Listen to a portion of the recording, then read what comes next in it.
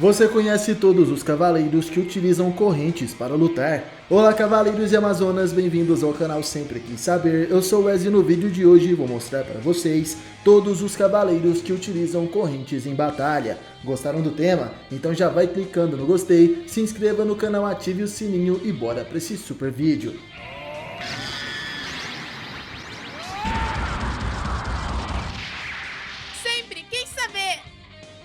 Curiosidade número 1, a corrente dourada.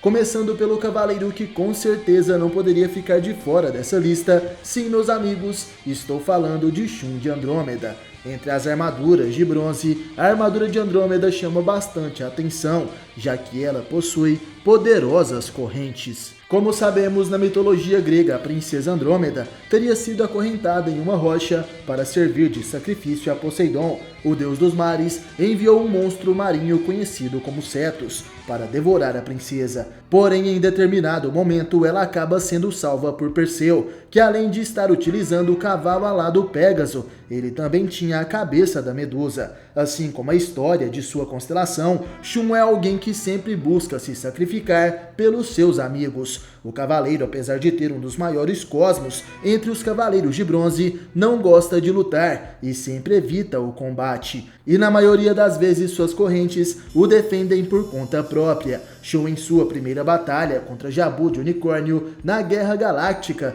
não precisou nem sequer se esforçar para derrotar o seu adversário. Jabu acaba sendo derrotado sozinho. Ao tentar avançar até Shun, ele acaba sendo atingido e eletrocutado pela corrente de Andrômeda. As correntes que acompanham a armadura de Shun são divididas em duas: a corrente defensiva e a corrente ofensiva. Elas também são conhecidas como corrente nebulosa. Shun pode utilizar a corrente de Andrômeda para atacar, tendo também a variação chamada onda relâmpago. Porém, a corrente defensiva tem diversas outras variações que conseguem proteger o cavaleiro. As mais conhecidas são a nebulosa de Andrômeda, a defesa circular, a teia de aranha, a rede de Andrômeda, entre outras. A corrente de Andrômeda também é capaz de sentir o perigo e até mesmo avisa a chegada de Ikki de Fênix na Guerra Galáctica, quando esse ainda era um inimigo. Além disso, ela tem o poder de atravessar dimensões, e na Batalha das 12 Casas, Shun consegue atingir o Grande Mestre do Santuário. A corrente de Andrômeda entra pela fenda da outra dimensão e atinge Saga, que controlava a armadura de Gêmeos à distância. O poder da corrente de Andrômeda é inquestionável e podemos dizer que com certeza ela é a corrente mais poderosa do exército de Atena, tendo habilidades incrivelmente úteis em batalha. E o que comprova isso é que Shun, na saga Episódio G, mesmo se tornando o novo Cavaleiro de Ouro de Virgem, ele ainda acaba utilizando técnicas concorrentes. Porém, dessa vez, Shun utiliza correntes douradas feitas de cosmo. Sim, meus amigos, Shun é capaz de materializar correntes douradas de cosmo na armadura de Virgem, e então luta utilizando elas como se fossem as correntes de Andrômeda. Mas agora bora pro próximo personagem. Curiosidade número 2, a corrente negra. O segundo personagem que utiliza correntes em batalha e nos foi apresentado nas primeiras sagas de Saint Seiya é ninguém menos do que Andrômeda Negro. Esse é um dos 4 grandes cavaleiros negros sob o comando de Ikki de Fênix. Como sabemos, Ikki acaba se tornando o senhor dos cavaleiros negros, e como um exército ele os utiliza para roubar a armadura de Sagitário e enfrentar os cavaleiros de bronze. Dentre os cavaleiros negros, controlados por Ikki, 4 deles se destacavam por seu grande poder, sendo eles Dragão Negro, Cisne Negro, Pégaso Negro e Andrômeda Negro. O seu nome verdadeiro até hoje é um completo mistério, e o Cavaleiro Negro é um guerreiro renegado pelo Santuário e por Atena, assim como seus iguais. No anime, sua corrente negra foi destruída após enfrentar Shun de Andrômeda, e o golpe da corrente negra transforma as correntes de Andrômeda Negro em serpentes negras, que mordem e estrangulam o seu adversário. E ao contrário de Shun, meus amigos, esse cavaleiro é bastante insensível, e no mangá ele enfrenta o Cavaleiro de Andrômeda na Caverna dos Ventos do Monte Fuji, no Japão. Andrômeda Negro ficou responsável pelo corpo da armadura de ouro de Sagitário, sendo um inimigo terrível para Shun, já que ele o atacou covardemente quando estava em uma situação difícil. Shun tentava salvar Seiya de Pégaso, que havia caído do penhasco após ser atingido pelos meteoros negros do Pégaso Negro. Seiya, que estava vendo seu amigo em uma situação difícil, acabou cortando as correntes de Shun, e nessa situação, Shun desperta sua ira e acaba vencendo facilmente o Andrômeda Negro. Curiosidade número 3, a corrente de um herói. Como vocês podem ver agora, vamos falar de um herói. Sim, meus amigos, esse é um personagem extremamente respeitado entre os fãs de Cavaleiros do Zodíaco, apesar de ser um personagem semi-filler, já que não foi criado pelo mestre Masami Kurumada, mas ainda assim tem sua contraparte no mangá clássico original. Sim, meus amigos, estou falando de Albion de Cefeu, o mestre de Shun de Andrômeda. Albion, além de ser o mestre de Shun, possui vários outros discípulos, como June de Camaleão, Leda e Spica. Albion é um homem justo e um mestre atencioso. Ele sempre viu o grande potencial no cosmo de Shun e sabia que seu discípulo havia começado a despertar o sétimo sentido ainda em seu treinamento.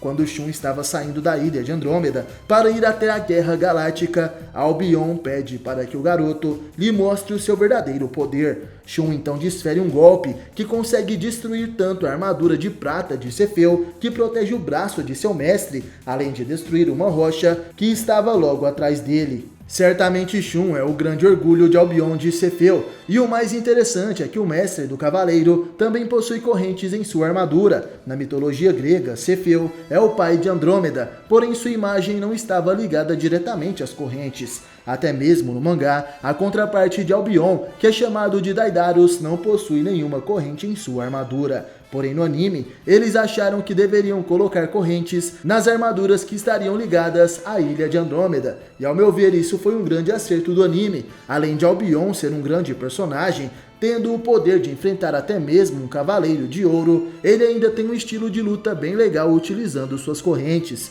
No anime também percebemos que as correntes de Albion não teriam vontade própria como as correntes de Andrômeda de Shun. Isso porque Albion, para atacar Milo, acaba girando e lançando suas correntes, que possuem uma pequena massa pontiaguda em uma das pontas e uma cruz na outra, mostrando que Albion poderia atacar com as correntes, mas também imobilizar o adversário para atacá-los com seus golpes.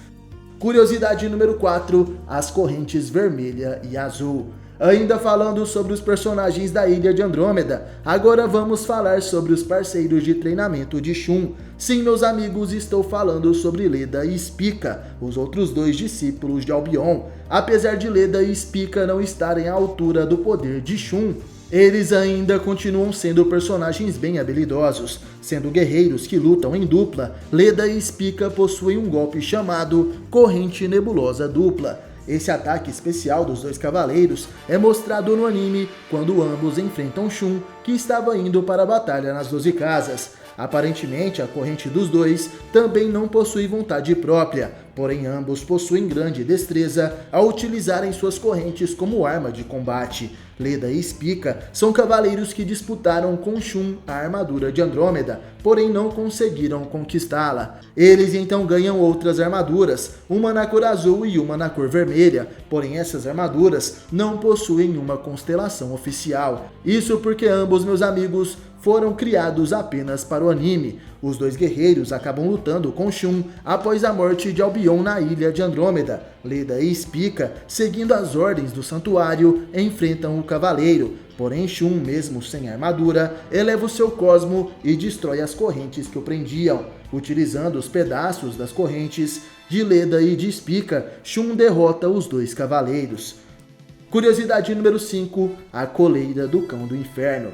Outro cavaleiro de patente de prata que utiliza uma corrente para lutar é Dante de Cerberus. A corrente de Dante possui em sua ponta uma gigantesca massa que ele utiliza para atacar. No mangá, Dante foi enviado pelo santuário junto de Capela de Auriga, Jamian de Corvo e Algol de Perseu para enfrentar os Cavaleiros de Bronze. Ikki chega para ajudar Saori e Seiya, que haviam caído no penhasco. Nesse momento, Dante aparece e acaba sendo golpeado por Ikki. Porém, após se recompor, o Cavaleiro de Cérbero ataca com suas correntes e prende a mão do Fênix. É nesse momento que Shun aparece para ajudar seu irmão. O Cavaleiro de Andrômeda enfrenta Dante com sua corrente. E incrivelmente a corrente da armadura de prata de Cérbero é completamente destruída pela corrente de Andrômeda. Lembrando que a corrente utilizada por Dante seria na verdade a coleira do cão de 3 cabeças do inferno. Dante acaba morrendo após o combate, porém ele volta à vida na saga de Hades. Ele se passa por um espectro ao lado de Algol de Perseu e Capela de Auriga. Porém, nos 5 picos de Rosan, os 3 cavaleiros de prata desertores são derrotados por Shiryu de Dragão. O poder da corrente de Dante se chamava a Massa Infernal. Pois bem, meus amigos, gostaram desse vídeo? Comentem aí para eu saber e também digam nos comentários se eu esqueci por algum acaso algum personagem que também utiliza correntes em Cavaleiros do Zodíaco. E no mais, galera, obrigado por assistirem esse vídeo até o final. Valeu, falou, tamo junto e até a próxima. Você já sentiu o Cosmo?